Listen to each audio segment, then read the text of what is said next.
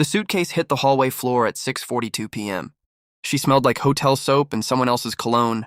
"Hey," she said, soft and casual, like she'd just come back from the grocery store instead of disappearing for 7 days to find herself. I was sitting at the dining table. 2 glasses of wine, 3 chairs occupied. She didn't notice the third chair at first. Then she saw her, and the color drained from her face.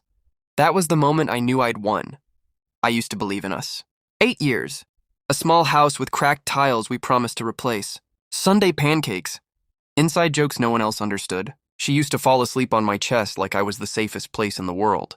Her name in my phone was still home. I built my life around that word. When she told me she needed a week away, just to relax, clear my head, I didn't argue. I kissed her forehead, told her she deserved rest. I even drove her to the airport. She squeezed my hand and said, "Don't worry." That was the first lie. The second lie came 3 days later. She said the resort Wi-Fi was terrible, that she'd be mostly offline, but her smartwatch was still synced to the iPad at home. She forgot about that. Every notification lit up our dark living room like a flare gun. Unknown number. Then a name. Daniel. A heart emoji. I didn't confront her. I didn't rage. I watched. Suspicion is quiet at first. It sits in your stomach like spoiled food. Then it sharpens. I checked phone records. The calls weren't long, 2 minutes here, 5 there. Always late at night. Always deleted from our shared bill history. Except she forgot one thing. Archive numbers still leave fingerprints. I ran the number through a contact search. Daniel Mercer. Married. I stared at his social media for an hour. Pictures of his wife, smiling, oblivious, tagged at a business conference. The same week my wife was relaxing. Same city. Same dates. Same hotel in the background of 2 separate photos.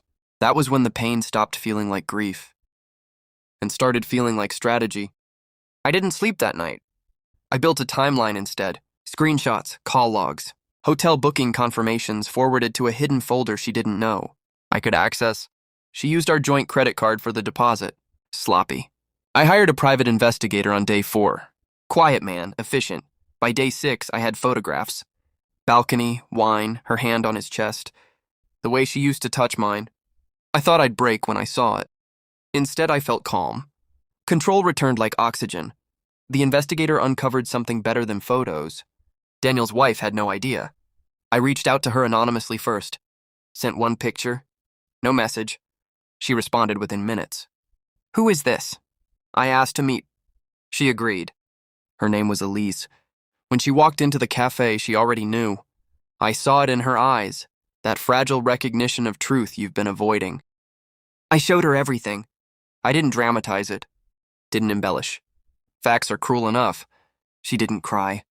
She went very still. "Does she know you know?" she asked. "No." She nodded slowly. "Good."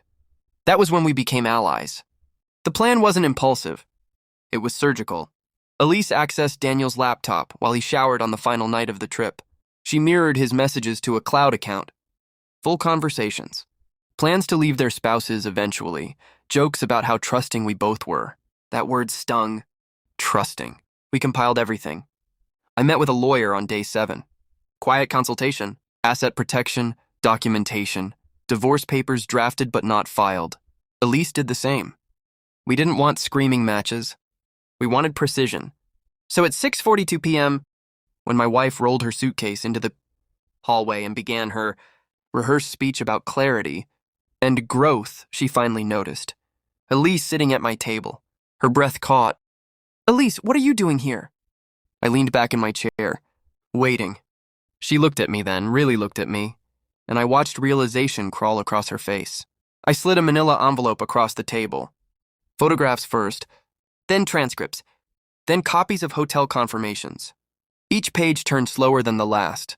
"I can explain." "No," I said quietly. "You can't." Elise stood. Her voice was steady. "Daniel's being served tomorrow morning." My wife's eyes snapped back to me. "You told her?" I told the truth. Silence swallowed the room. For the first time in 8 years, she looked small. Panicked. "You were spying on me?" I was paying attention. That landed. She tried to cry. I could see her forcing it. But tears require innocence. And she had none left. The power shifted completely in that moment. She wasn't the woman rediscovering herself anymore. She was exposed, cornered by her own carelessness. I handed her the final document. Divorce papers, already signed. I protected the house, I said calmly. And the accounts. You'll get what's fair. Nothing more. Her voice cracked. You're throwing everything away? I met her eyes. No, you did. Elise placed her wedding ring on the table. I hope he was worth it, she said. Then she walked out. I remained seated. My wife stood frozen in the center of the room we built together. Only now she understood she'd already lost it. She moved out 3 weeks later. Daniel begged Elise for forgiveness.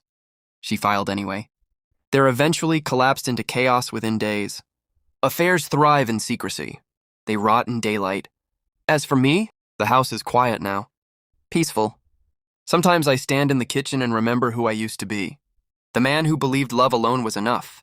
I don't hate her. Hate is messy. I prefer clarity. She wanted 7 days to relax. I used those 7 days to dismantle the lies she thought I'd never see.